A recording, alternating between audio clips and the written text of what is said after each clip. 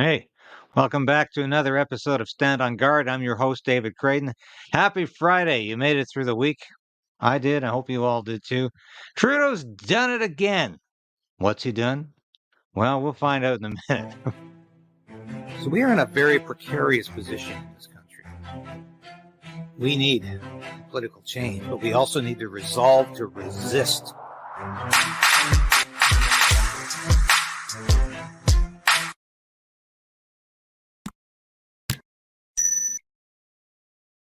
Yeah, you ring that bell just like my cat Sash is doing there. And I should remind you, I'm always being told, David, tell them at the beginning. Okay, I'm telling you at the beginning. Please like this broadcast, share the broadcast, ring the bell, subscribe if you haven't done so. But more so, I'm really being suppressed because these broadcasts are not getting out to anybody except the audience I already have. So I know what they're up to. I know what YouTube is up to. I know the algorithm, but we can beat it. You can help me beat it. And we can beat Trudeau's censorship if you ring that bell, because that's really what I'm primarily focused on right now is beating the censorship. Because if we lose our freedom of speech in this country, we're going to lose it all, my friends. We're going to lose our freedom because freedom of speech is integral. It's foundational to all the freedom and liberty we have in this country. So I want to show you a clip here. It's very brief, and I'll explain why I think this is quite ominous. But this is Justin Trudeau speaking Thursday, that's yesterday, in St. John's, Newfoundland, at a summit that was hastily, as it's been described, hastily organized between Canada and the European Union. So all of these European Union leaders came to Canada to hear Justin Trudeau declare how wonderful he's doing fighting climate change and censoring our news. Listen to this. All the innovators here as we think of the digital hub that we'll be going to see tomorrow. And part of the reason why I'm so glad to have you here in Newfoundland and Labrador, where it's not just about the hard work that has always been around natural resources. It's also about envisioning the future in very exciting ways that Andrew has been leading on. This is about the research and the innovation that's going to create a better future for all citizens. We're also talking about a digital partnership that is going to make a huge difference, building on that as we work together to understand the impacts of AI, the impacts of disinformation and misinformation on the social media that people get to overwhelmed by in so many ways that tend to exacerbate our challenges. That's the big second announcement we're making. Get to challenges, blah, blah, blah. That's the second announcement we're making. So Justin's going to take all of those challenges away for you. Don't worry anymore about all that disinformation and misinformation on social media. I know it's challenging. I know it confuses you. Justin will make everything better. And this is what he's promising. What's he talking about? Well, it's something I've been talking about for months now, because there's something called the Online Safety Bill. It will be the Online Safety Act as it is in the United Kingdom. They just passed it a couple of months ago. And what it's going to do is deal with disinformation and misinformation on social media throughout the entire internet. What's it going to do? It's going to make it impossible to speak, write, or transmit disinformation or misinformation. It's going to make it effectively illegal. Trudeau wants to ban disinformation and misinformation and even something called malinformation. That's a new one, isn't it? From the internet. But the problem is the Online Safety Act won't define disinformation. I've done all the research here because it's all on the Heritage Canada website. I encourage you to go there and look at it. I wrote a column about this in Human Events a few months ago when I first realized what was up, what was happening.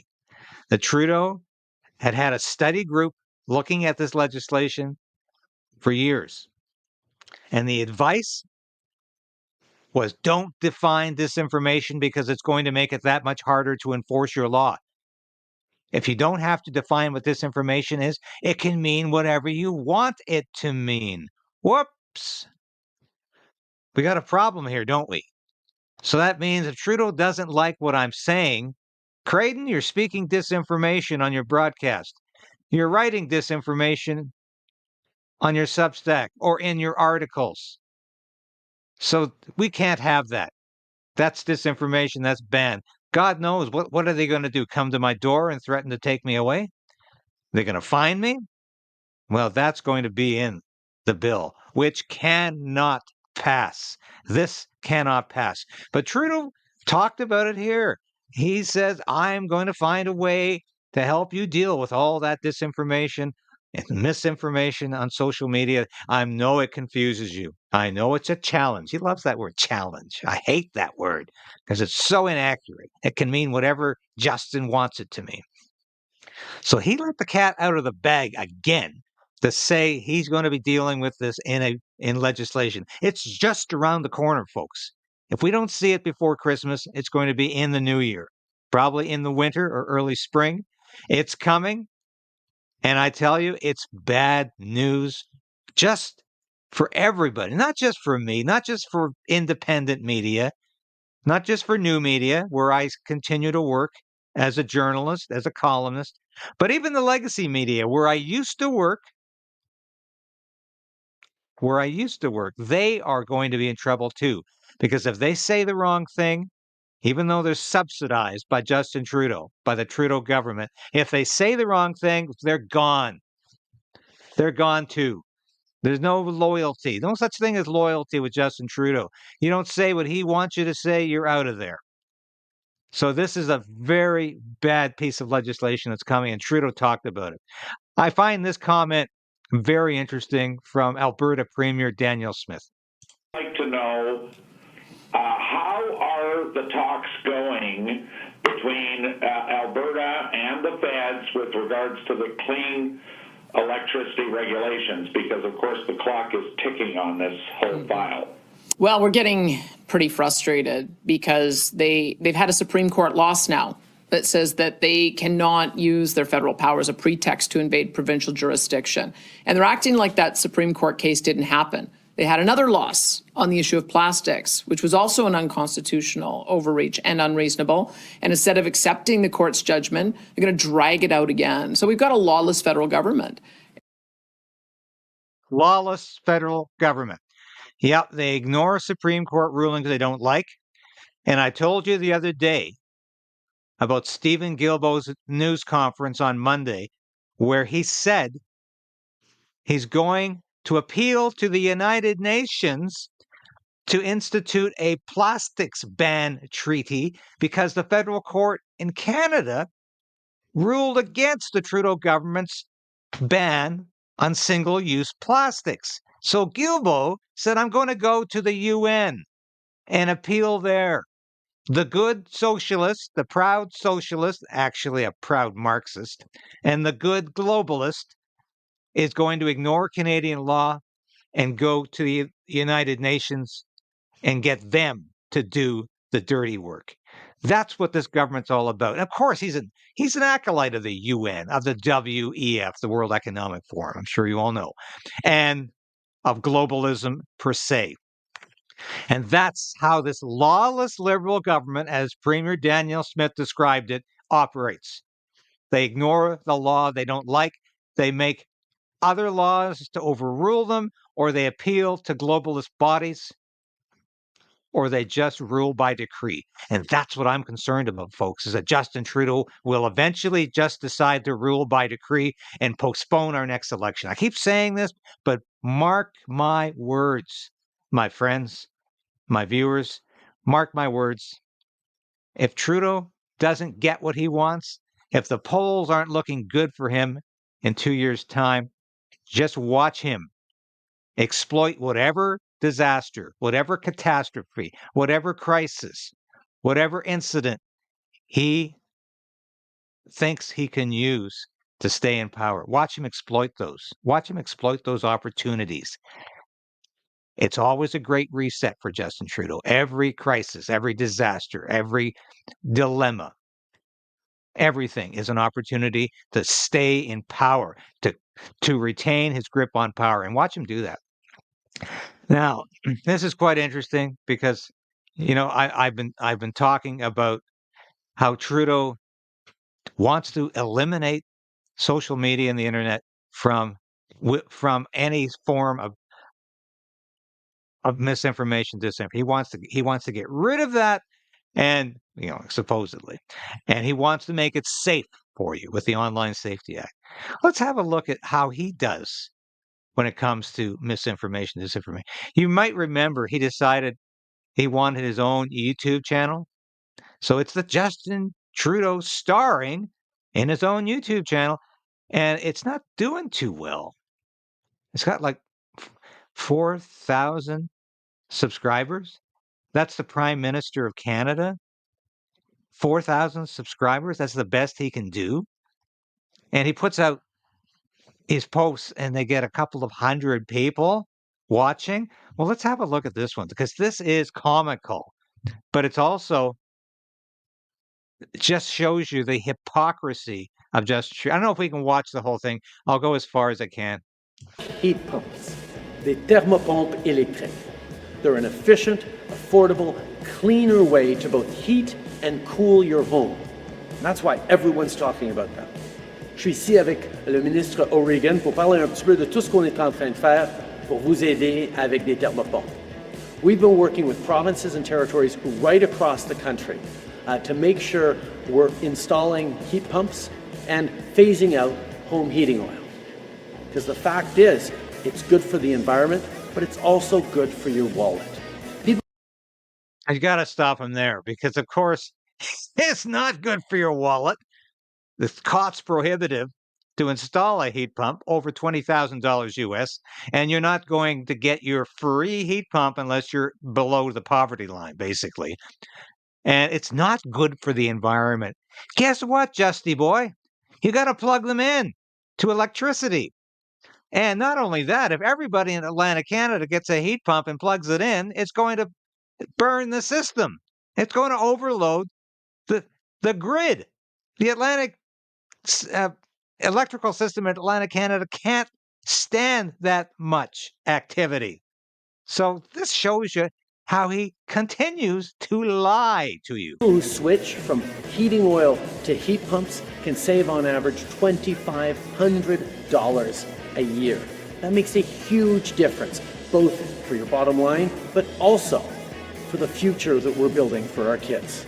Seamus, parle-nous-en plus. Les pompes électriques sont 2 à 3 fois plus efficaces que la mazout. That's a big, big difference. And it uses a lot of the same technology that you see in fridges or in air conditioners. It draws heat and cool air in and out as you need it. And it is incredibly efficient. So it is much, much cleaner, and it is way cheaper when you get your heat or electric bill at the end of the month. So we want more people on board. We want them off home heating oil, which is incredibly expensive and incredibly dirty.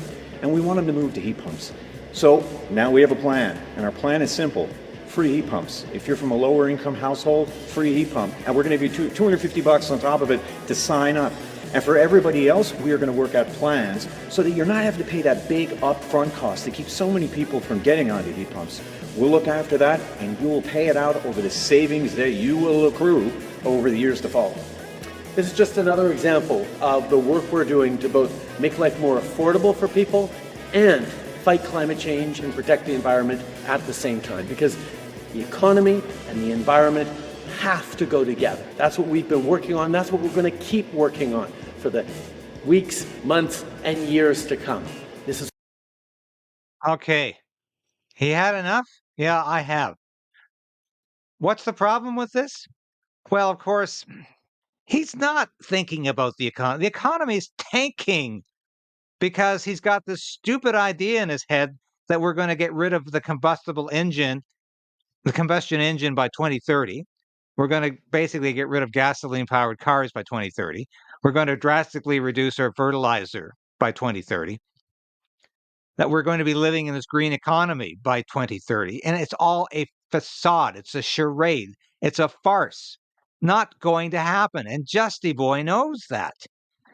But of course, he's part of the elites flying around the world, going to these climate change conferences, telling everybody how wonderful he is and how much he's devoted and dedicated to the fight against climate change. And of course, it's all a big, cruel joke.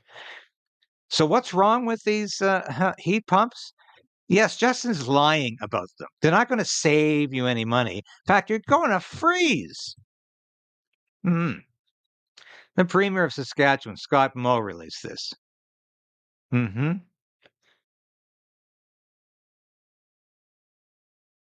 Now, I did some further research on this and discovered that a heat pump is not designed to work effectively or at all below 0 degrees Fahrenheit.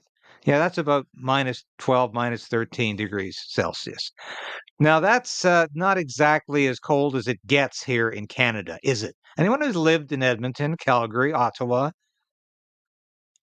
even Toronto sometimes, knows how cold it gets in January and February. It can get to minus 40 for days on end, certainly to minus 30 for a week on end. Now, that's way below the range of these heat pumps. There's no hot air out there to be sucking into your house. If you listen to Seamus O'Regan and his buddy Justin Trudeau, they're lying to you. There's no hot air to suck into the house. The only hot air is the hot air being generated by these two loons. There's no way that heat pumps are a panacea for home heating solutions. It's not going to work in Canada, but Trudeau is putting a lot of his eggs in this basket, convinced and trying to convince you that you're going to lap up and buy this big, cruel joke, that you're going to buy this line. And it ain't going to work, folks. As I told you, they're not carbon neutral, so they're not fighting climate change at all. You don't plug them into some magical source. You have to plug them into the electric grid. You have to plug them in. They take power. And they take a lot of power, just like charging your electric vehicle is going to cost you so much, you're going to have to make a decision about running your car or running your washing machine. That's how much power they suck up. But once again, Justin Trudeau is not telling you that, is he? He's not even mentioning that there's not some magic source of power for your heat pump. You have to plug it in to the electric outlet. And he's not telling you they're not even going to work in the worst part of winter. So you're going to freeze. But that's what it's all about. That's what our environment and climate change minister, Stephen Guilbeault, says all the time. That's what fighting climate change is all about. It's getting rid of fossil fuels and freezing. Because we're so dedicated to the ideology, that's all that matters is fighting climate change. And to hell with whether or not Canadians freeze or haven't got enough money to eat, and so on and so on. So I invite you to look into this yourself. See if these heat pumps are going to work for you or for anybody. I'm telling you, they won't. And Justin Trudeau, the guy who says he wants to fight disinformation, misinformation, is spreading it on pretty thick on his own YouTube channel, which is a dismal failure. I last looked at this. There were like 400 people viewing this message with he and Seamus hamming it up over heat pumps and Justin looking like he actually can install one. Horrible joke. But that's the kind of prime minister you are. He's a horrible joke too. And it's a very cruel joke because it's just not going to come together.